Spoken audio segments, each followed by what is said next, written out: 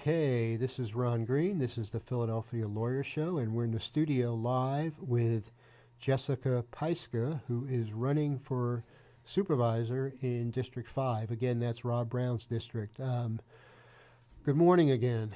Good morning. So, Jessica, have you ever been on KPFZ before? I haven't. This is my first time. Well, welcome to KPFZ, and I'm sure this is going to be the first of many appearances here in the studio.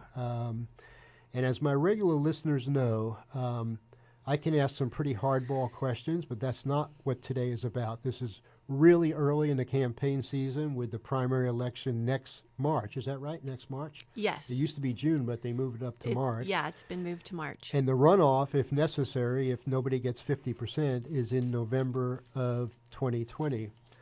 So what I'm doing today is basically a Who is Jessica Pyska show. And I want to find out who she is, where she's been, and what she's done. And later, when we get closer to the election, Jessica and all the other District 5 candidates, I assume there'll be a few more. I've already heard of a couple of other possibilities. When we get closer, Jessica and all the other District 5 candidates will be invited to return, and then we'll get into policy questions and political views with all the candidates. I always invite all the candidates. I don't play favorites. Some don't. Some tell me they don't want to be on, and then I usually announce it every week that they won't be on. So it's not a good idea not to come on when invited. So Jessica, how old are you? Let's start with that. I'm 43. Okay, and you were born in this county, right?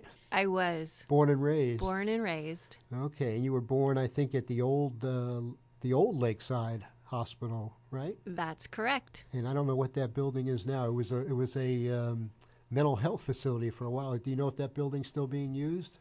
That building is still being used. The last time I was there, it was a clinic. A medical clinic? Yes. Oh, okay.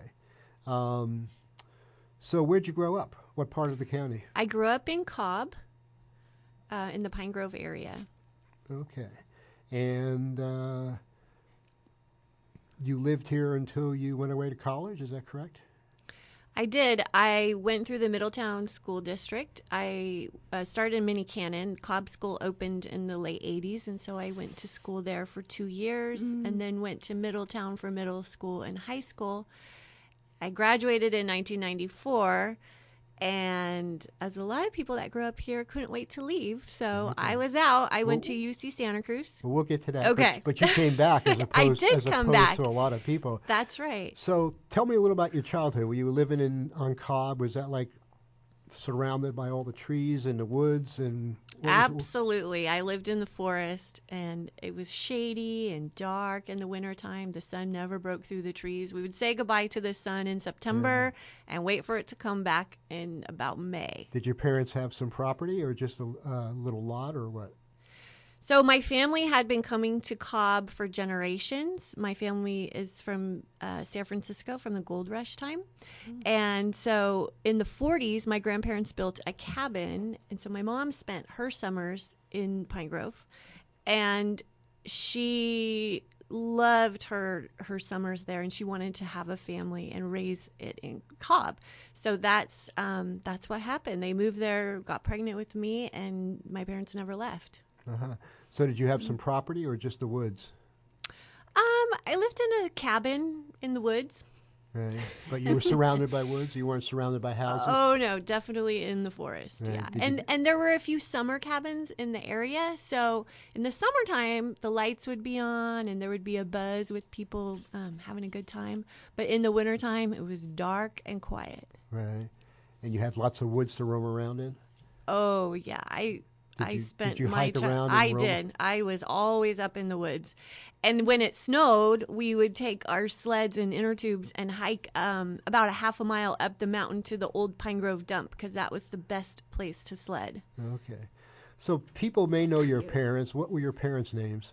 My mom was Karen Jennings. She was a community activist. She worked for the Middletown School District, and then she became a school board member for 2 terms in the 90s. She had cancer, and she passed away in 2004. Sad, but... Yeah. And your father's name? My dad is John Jennings, and he still lives in Cobb. He worked in the steam field my entire life and retired, I think, in about 2005. Right. And they were both active in community theater, right? They were. I grew up in the theater company. Ah, okay. That was the old one that I forget the name of it now. The Lake County Repertoire Theater. Yeah, that's right. And did you ever act when you were young? I did. I was always in little productions. Ah. With the Methodist Church in Middletown, I did quite a few shows. Okay. So did you enjoy living in Lake County as a kid? I did. But I thought it was a great place to live. But you wanted to leave. By the time I was in high school, I had traveled a lot, and I was ready to go see the world. Okay. And you got into college, and you went to college where? I went to UC Santa Cruz. Before I graduated, I was an exchange student in Bolivia the summer between my junior and senior year. Wow. Okay. How did that expand your horizon, being in Bolivia?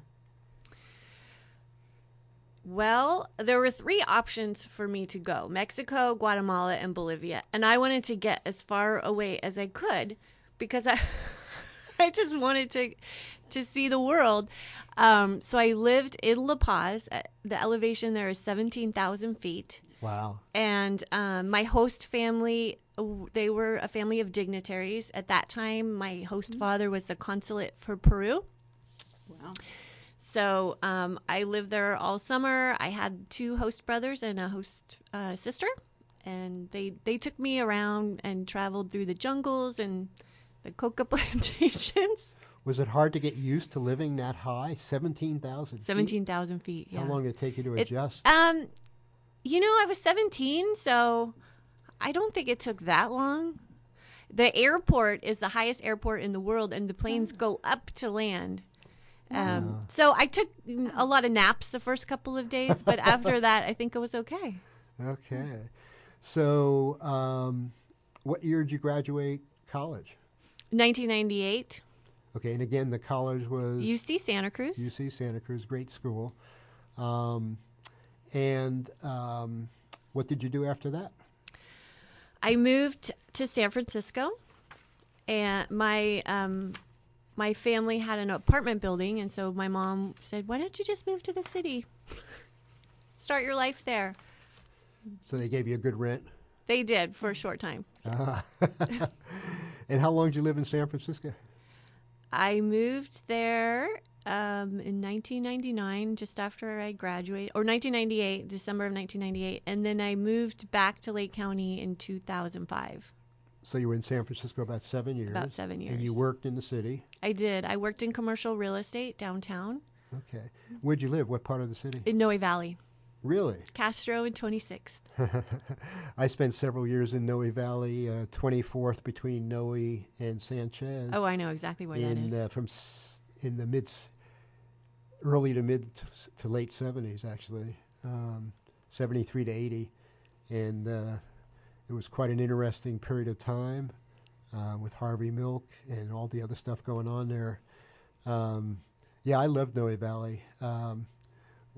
Anyway, when I lived there, you could buy a Victorian for $25,000 or $50,000, which is now $1.5 million. At least. Too bad I didn't buy one. Right. Yeah, the neighborhood has changed a lot. Yeah. Anyway, so when you're in San Francisco, you met your husband, I guess. I did. He was living basically across the street from me. Oh. And okay. he had gone to UC Santa Cruz as well. Did you know him there? I didn't. No. He's from L.A. And at some point, you decided to move back to Lake County after, about 7 years in San Francisco. You decided to move back to Lake County. What year is that? 2005. Okay. Why? When I first moved to the city, I loved it. I loved the energy. I loved my job. I loved walking everywhere, staying out late. It was the .com boom, the first one. It was so much fun. But it did start to get a little bit old, not having personal space, being around so many people, getting sick all the time from riding Muni, and the weather. Both my husband and I couldn't deal with the fog anymore.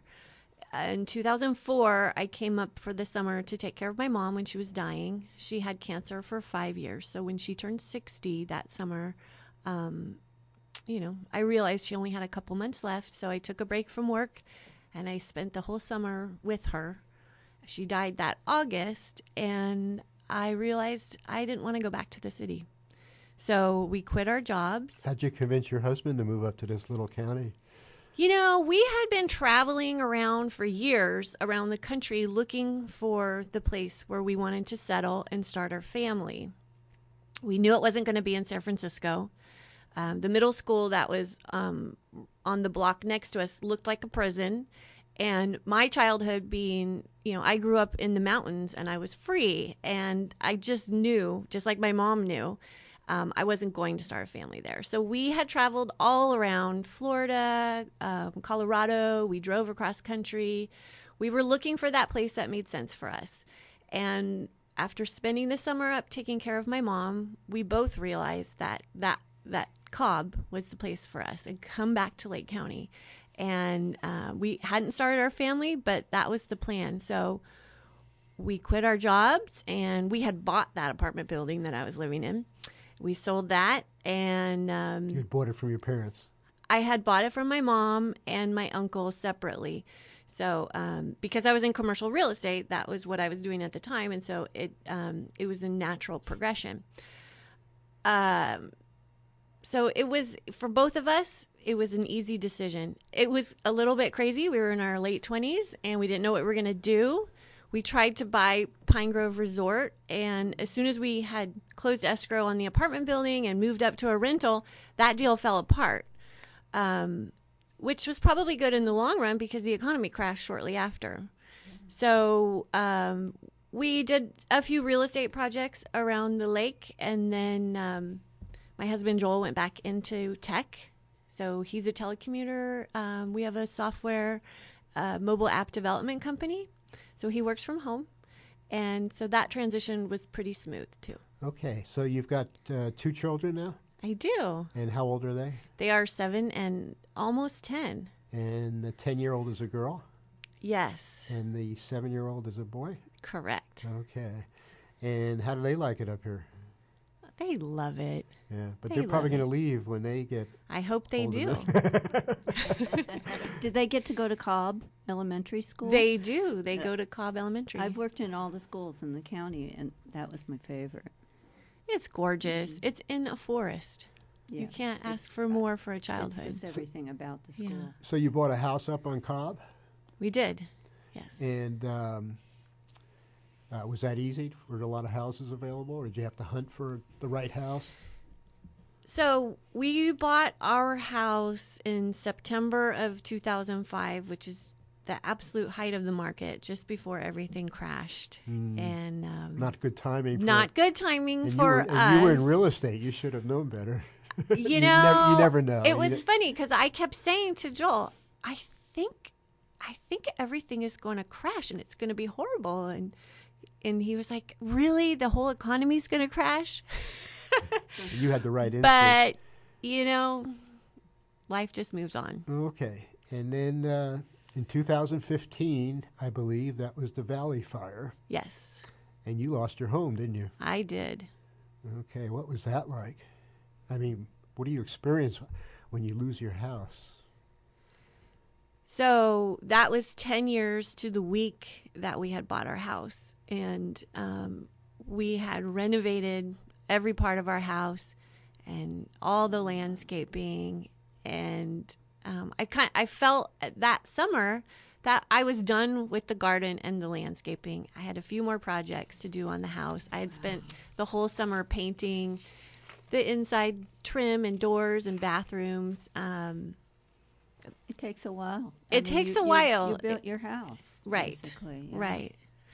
So that morning, we were getting ready for a 30-year anniversary celebration for Cobb School because I work there. I'm the garden teacher.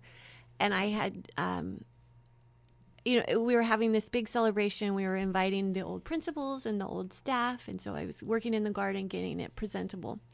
And I went home, and we have a view of the valley, the Cobb Valley and the High Valley. And so we saw some smoke, and we saw everything happen in real time. We had about an hour before we had to leave. My kids at that time were 3 and 6, and I have a picture of them in our old backyard standing at the fence watching it come towards our house. It was still pretty far away. By the time it crossed Bottle Rock, we realized that it was out of control and we needed to leave. So I said to my kids, they started crying, and I said, you can cry for 1 minute, and then I need you to go in your room and put your favorite things in your backpack, and we're going to leave. That was kind of cool to give them a minute to have their feelings, and then they could collect themselves enough to get Right. their things. Because that's the panic that you don't want, because you don't know what you're going to choose. Right. And you know, it was a little bit panicky for us. And Of course. Right. But you have to stay calm. So my daughter went and packed about 5 of her favorite Breyer horses and put them in her backpack. My son, who is 3, had a couple toy tractors and a handful of acorns. And those were his favorite possessions. We had just come back from a vacation. We had taken the train as a family to Colorado for a wedding, and we just had the most wonderful vacation. And so all of our suitcases were laying open on the floor of our rooms because I was unpacking that morning. So I just threw some clothes in the suitcases. My husband put them in the cars. We had chickens, so he put our 5 chickens in a dog crate. And he asked me, what do I do? And the thing about our house is I always knew there was going to be a fire. CAL FIRE had put in a break with the Conservation Corps, a 100-foot break behind our house. And they said, just so you know, this is a very, very high-risk place that you live. You're right on top of a ridge with manzanita coming up from a valley. If the wind is blowing and it gets up to the canopy where you live, where the pine trees are, we will not be able to save your homes. So I knew that, and I would always look out at our view with that in my mind of what should we do when this happens. Wow. So I had a mental list. Like, get the computers, get the pictures, and get the living things out of the house, our dog, our chickens, and whatever else you have time for. My husband ended up grabbing our bikes, too. So that's what we had. Clothes, pictures, computers, bikes, and a few pets. So were you in shock? Yes. I live on a cul-de-sac. Everybody on the cul-de-sac was talking and communicating, and we were coordinating to get out. But as I was leaving, I was driving out of my driveway, and these deer come charging in front of my car because they were running Scared. too. It occurred to me that a lot of my neighbors didn't know that this fire was happening. And I knew because I had a view. There were planes flying above us and dropping retardant. But if you were inside and you were watching TV, which a lot of my neighbors were doing, you didn't know. So I drove through my neighborhood honking and yelling. I stopped at one home where I knew the man was disabled. And so I went to the door and I told them. And so she went and got her husband out. He was in bed sleeping. She had to get him in a wheelchair. And by the time she got him to the yard, everything was on fire. You might have saved his life. Yes. Yes. They're old friends of mine, so I couldn't pass their Of house. course. Yeah, but she left even without her purse because that's all she had time for was to grab her husband. Okay. As I was leaving, one fire engine was coming into our neighborhood. And one, yeah. Okay, so we're going to take a little break here, a little musical break, and in a second we're going to play from the Ahmad Jamal. We're going to play number 7, but hold on a second, Chloe. You can get that set up for number 7. When we come back, what I want to do, Jessica, is I want to ask you to briefly go over your work history in Lake County, and then I want to go over with you how you became such an activist and what you've been involved in. But let's just take a little break here and catch our breath. And Okay, this is Ron Green. This is the Philadelphia Lawyer Show. We're in the studio with Chloe Carl helping on the board today. And we're with Jessica Pyska, who is running for supervisor in District 5. That's Rob Brown's district. What I'd like to do, Jessica, is I'd like to briefly go over some of your work in some of your employment in Lake County. And then I'd like to get back to talking about whether you rebuilt your house and how that kind of turns you into an activist and what you've been doing since then. So you mentioned that you mentioned that you work at the Cobb Mountain Elementary School. I do. I'm the And garden how long have you coordinator. been there? Since 2000? Since before the fire or after the fire? Just before the fire in March of 2015 is when I joined the staff. And what do you do? Is that part-time or full-time? I work 2 days a week, and I design curriculum that's based around gardening, nutrition, science, math, environmental sciences. That's a broad range of subjects. You call it garden classes, but it's all those things? It is all those things. So I see every student for a half an hour a week, kindergarten through 6th grade. Wow. Not individually, but in a group, you mean? I usually take half a class at a time.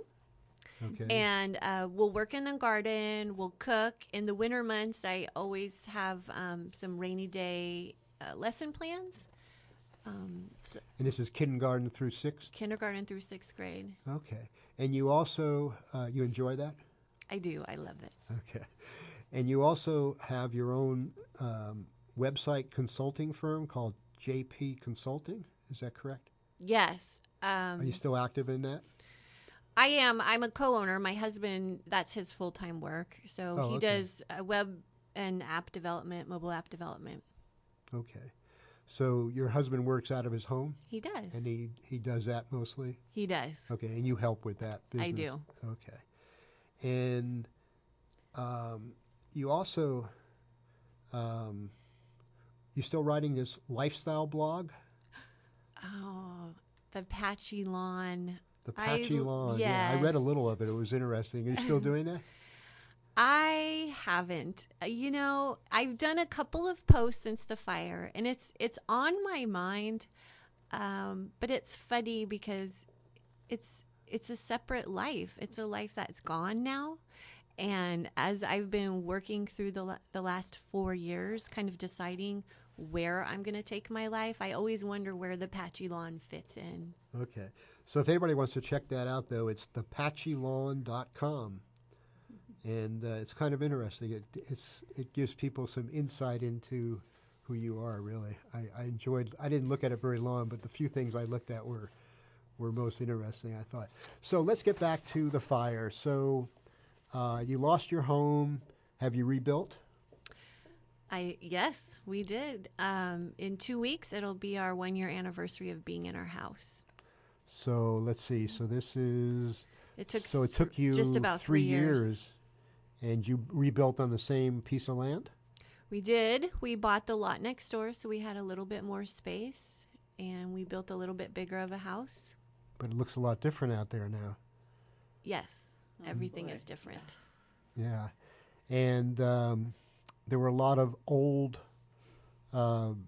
trees there, including what, ponderosa pines on your property or around your property?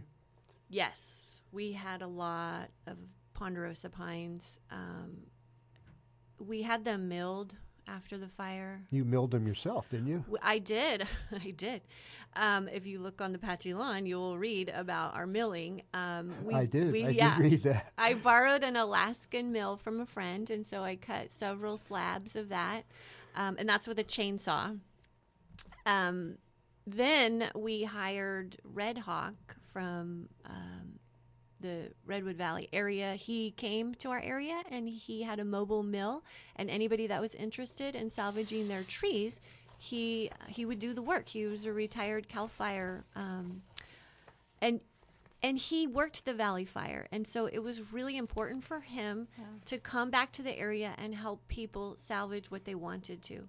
Unfortunately, he lost his home in the Mendocino fire. So I know, but we stay in touch, and he's rebuilding his home, and and he's really knitted himself into So our so you community. built your new home with wood from the trees that were down because of the fire. Is that correct? That's correct. It's pine, so it's not structural. So I've put in, and it's stained blue from the beetles, which is so beautiful. Unfortunately, it kills the tree. As the beetles bore in, they introduce a fungus that spreads through the tree, and it stains the wood blue. And it's gorgeous, but it does kill the tree. But so you can still use the wood you for can building. you can still use the wood. So we have some beautiful floors that we put in. We built stairs. I have a lot of beams in the house that are from our trees, and I kept the mill marks on them. I just sanded them lightly and then put a really beautiful polyacrylic coat on it so that you can see the blue and the gray stain. Okay. So what I'm gathering from reading about you is that this fire turned you into becoming political and a community activist and a community organizer. Is that correct? That's correct. Why don't you tell us some about that? What you did and what groups you got involved with or started? Well, I was doing community work before the fire, just not on the scale that I am now. I've been sitting on the board of the Friends of Cobb Mountain. I had been doing that for many years before. But after the fire, we had an opportunity to stay in Alameda, which was the only place that I would have stayed in the Bay because I was pretty tired of being in the Bay. But it didn't feel right. And so after a couple of days, Joel and my husband and I decided we're going to go back, and we're going back with the intention to rebuild our community. And we're going to do this with our kids, even though it's going to be like living in a third world country for a while. But they need to learn the skills of resiliency because we're facing climate change, and my kids need to be strong, and they need to see what community building looks like, and they need to understand what it's going to take to survive for them in the decades to come. And they were pretty little then. They were little. Yeah. How exciting for them, in a way. I don't know if it's exciting, but they're doing great. Well, how education. So, Yeah. so you were one of the founders of the Cobb Area Council. Is that correct? So, yes. And that focused on proactive recovery. But before that, roughly a month after we were back from the fire, I just had this unsettled feeling that I needed to gather community members and figure out how we could be proactive with our rebuild. So I just put a post on Facebook, and I called out to all of my friends and people in my community, and I said, let's meet and figure out how we can move through this rebuild and recovery on our terms with the long view plan of our recovery. So that meeting turned into a subcommittee of the Friends of Cobb Mountain, which we called CRAG, the Cobb Resiliency Action Group. And through that group, we put on the Valley Fire Rebuild Expo the following February, where we invited anybody that had lost their home. They would come to the Twin Pine Casino. You'll be a VIP. You'll get a bucket with a hammer and other tools to restart your life. And all the vendors, well, they weren't vendors, all the representatives from any company or agency that could help with the rebuild would just come and present what they had to offer. So that was what you called the Valley Fire Rebuild Expo? Correct. Okay. And you actually organized that? You were the main organizer of that? I was. Okay.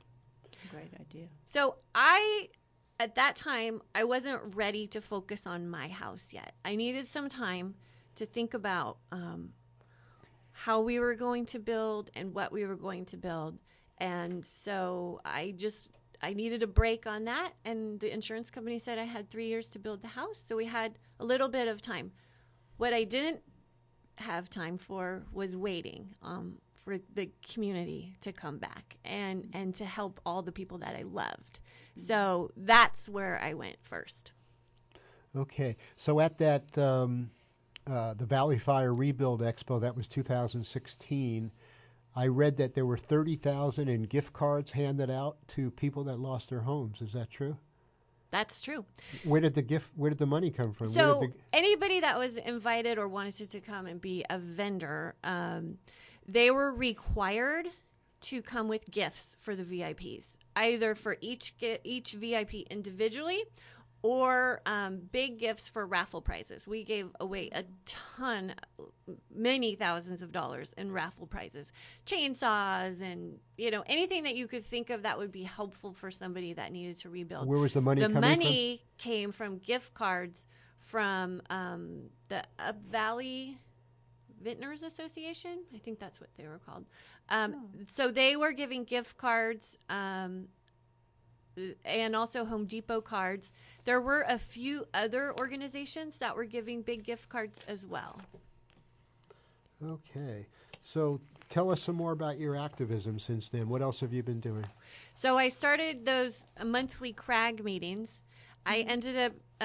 CRAG stood for Cobb Resiliency Action Group. Correct. Okay. By that spring, there was a lot of traction. A lot of people were coming to these meetings.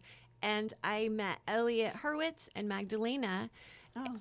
And there last night. They played a major role in the event. They came to me. That's how we met, through these meetings. And after one meeting in March, Elliot, who has a planning background, said, we could form a municipal advisory council, much like the math. And Cobb was actually under the Middletown area town hall. And so we did some research. We talked to the supervisors. We talked to the math, and we said, would you mind if we kind of created our own group? And so by June, we had community votes, and we were ratified by the Board of Supervisors. And that is how the Cobb Area Council began. Okay. So very briefly, why are you running for supervisor? So the community work that I've been doing and focusing on our recovery has been so important to me, and this is the trajectory that I want to follow. Lake County has always been my home, and I just have this vision of bringing us up to our vitality, and I think I can really help us grow there. Okay. I like that. And you have a campaign manager, huh? I do. And that's, who's that? That is Jillian Perillo. Okay, pretty experienced and successful campaign manager. She picks well who she supports. Yeah, no, Jillian ran Supervisor Tina Scott's campaign. She also ran Superior Court Judge Shanda Harry's campaign, so she's got some good experience. So the last question I wanted to ask you is, you've heard what's going on with KPFZ and the tower rent and trying to get the Board of Supervisors to eliminate that or reduce it. If you were on the board, how would you vote? So I did listen to the 2 hours of the supervisors meeting 2 weeks ago, and I know it's on the agenda again. I personally don't have enough information on the budgeting process and the financials of both sides, so it's really hard for me to say, and I think it would be a little bit unfair for me to say right now. But I'm planning on being there Tuesday, and so I will learn more too. Okay. Do you want to give out any contact information, like your phone number, email, website, so people can get a hold of you and ask you some questions or volunteer for your campaign? Yes, my campaign email is jessicapyska2020@gmail.com. Okay. You want to give out any other information, like phone or website, or? I'm building my website currently. Okay. We're going to take calls in a minute. We're not quite yet here. So give out your email again. jessicapyska2020@gmail.com. Why don't you spell your name? JESSICAPYSKA2020@gmail. Okay. Chloe, before I open the lines up, do you have any questions? We're getting there. We're getting I have tight so here. many, but I want to let the callers come in. Okay, well, let's open up the lines, but we're only going to be able to have a couple of calls here because we're going to have to play a song on the way out. So we have a caller already?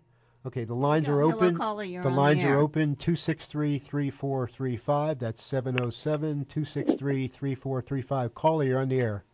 Hello. I'll be brief. Woman to woman from someone who's been watching these elections. I have 4 tips. Learn each and every issue inside and out. Speak up and ask questions at meetings. Be like Rob in that way. Number 2, don't buy votes by vowing to donate to nonprofits. This implies that you can't hold your own just as a man can. Number 3, the debate is no place to say, I will learn later if elected. Don't keep answering that. And number 4 is, this is ag country. And please don't think for a minute that genetically modified foods do no harm. Stand up. Don't allow it. Thank you so much. Thank you, Sharon. All right, thanks for your Thank thoughts. you. Okay, we have other callers here? Callers? The lines are open, lines are open. 263-3435. Is there another caller here? Not yet. Okay. If anybody wants to say something or ask a question of Jessica Pyska, who's running for supervisor, it's 707-263-3435. We've got just a couple of minutes left here. Caller, you're on the air. Hello, caller. Hi, I'd like to ask a question of your guest. Do you have your radio on? Do you have your radio on? We're getting some feedback here. Okay, I've turned it off. Okay. Go ahead. Okay, good. Should I ask my question now? Yeah, go ahead. Okay, great. Wait, hold on a second. How do Are you not feel hearing? about... Hold on a second. Are you not hearing? I can barely hear. Which one are you? This one? Okay, go ahead. We'll turn your volume up. See. Go ahead, caller. Thank you, Ron. Yeah, hi. I'd like to know how you feel about the invasion of Lake County by the Dollar General stores and how you would vote on their applications for growth. Okay, did you catch that question? You're having a little trouble with your mic here. Middletown's been very active on that. Yeah, the question is, how do you feel about Dollar General, and how would you vote on Dollar General issues? I'm not a fan of Dollar General. I was just listening to NPR a few weeks ago, and a new dollar store opens in our country every 7 minutes. And I think they prey on communities like we have. And I think we have, in Lake County, we have so many independent businesses, and I think the independent businesses we have here can support the needs that we have within our communities. And so I don't think we need to see any more in our county. Okay, thank you, caller. Thank you. Yeah, thank you for your call. The lines are open. We've got time for maybe one more call. Are you having trouble hearing people? It's Staticky? well, this isn't. It's coming and going. I think it's the connection It's the connection. Yeah. with the box. Yeah, I'll try to Jiggle repeat it the a little question. bit. Okay. Okay, the lines are open for one more call is all we have time for here. 707-263-3435. We're with Jessica Pyska, who's a candidate for supervisor. Anybody calling in? Not yet, but I'll ask a question. Go ahead. It appears from your bio that you've had a lot of background to learn how to connect with people. And doing this job as supervisor, well, before you get elected and after involves a lot of connection. And it sounds like you're energized by that. Am I correct? Because it's a lot of work.